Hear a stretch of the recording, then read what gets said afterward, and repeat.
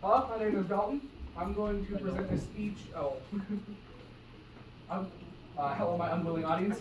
I'm going to present a speech on how society treats men and women differently. Some of us in English fifth hour. We kind of already had this conversation. This is a lot nicer than that.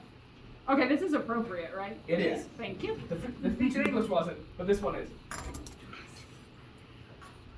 We'll start off with the darkest bit: suicide rates. John Hawkins Jr. from Gateway Counseling states that a third of the men in the U.S. receive therapy. But on the contrary, 72% of women go and receive therapy, and 9%, 9% use outpatient mental health, like doing stuff. Like doing stuff they enjoy. Like that. And Counseling, 5% maybe, of would men fall? do. Yeah, like going out and seeking counseling from like not a licensed therapist. Mm-hmm. Yeah. And when it comes to prescriptions, only 16% of women actually go out and receive and regularly use their prescriptions for like ADHD, depression, all that stuff. When only 9% of men do. Just because men are less likely to actually go out there and go receive prescriptions and regularly use them. That's when you get signed in. And then men are less likely to go and actually go out and seek help because y'all know the stereotype: man up, suck it up, walk it off. You see, that's a form of emotional abuse. It's basically training men from an early age. Showing emotion is bad, so they stop. And yeah, we stop because every time showing an emotion that isn't neutral or happy, we're told something's wrong with us. If we're not experts at not showing emotion by the age of 12, we are told something is wrong with us. At least that's how it was for me, and that's the example they gave in my source, which is really messed up. And on a lighter note, to step away from suicide, we're going to talk about how companies treat men versus women. Pew Research Center says 62% of women think men make more money than they do. And only 47% of men agree with them. But a grand total, 55% of adults think men make more than women do. And 38% of them see it as equal. Which I know isn't 100%, but there's people that said, don't have an opinion. But of course, does the percentages match the experiences? 73% of men and 75% of women say where they work, they're paid equally. Men, women, doesn't matter, paid equally. And only 14% of women and 9% of men say men make more than women do. Which shows a big disparity, because if people say it, but say they don't experience it, how do we know it's happening?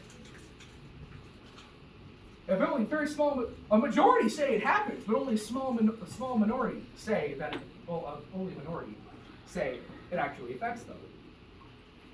Which kind of puts a hole in it. Because you can't really prove something if no one's experiencing it. And then just talk about likelihood of getting a promotion or getting a job or just getting an entry, just getting accepted to working. 4% of sorry, I skipped a bit. 4% of men and 3% of women say women are paid more.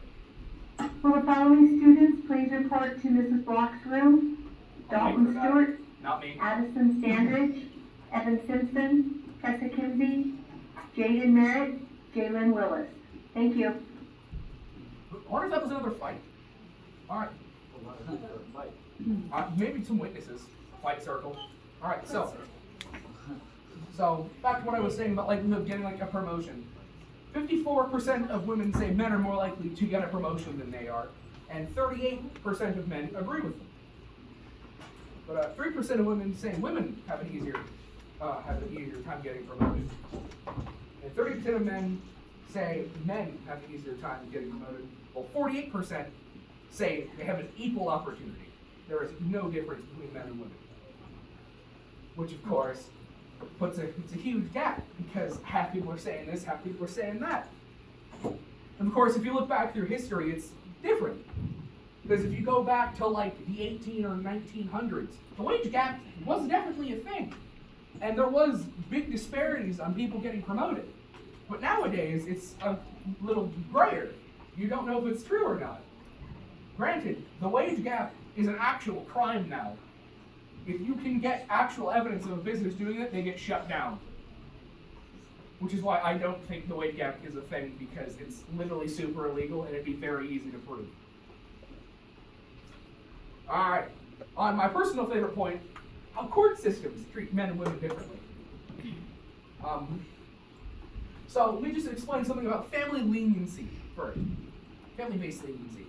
So family-based leniency basically puts parents in two categories: the breadwinner, and the caretaker. I'm pretty sure we all know what both of those are. But the breadwinner is people who make the money and at home. The caretaker takes care of the kids.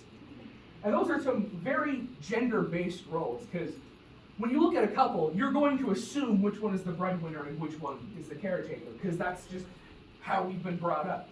When you see a movie, you can assume, because it's just the stereotype. Which, of course, the judges and the juries are humans. They also have this, which is why court can't totally be unbiased, because we're human. They're human too. Bias is something that's just going to happen. Some people can't shut it off.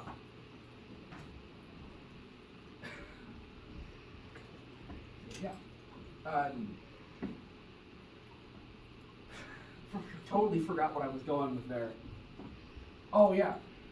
In interviews with caretakers, interviews with judges and jury and lawyers and defendants, prosecutors, and all of them, they have just found it is more likely for judges and jury to give leniency to women who are women than men when children are involved, because they view women as the caretakers.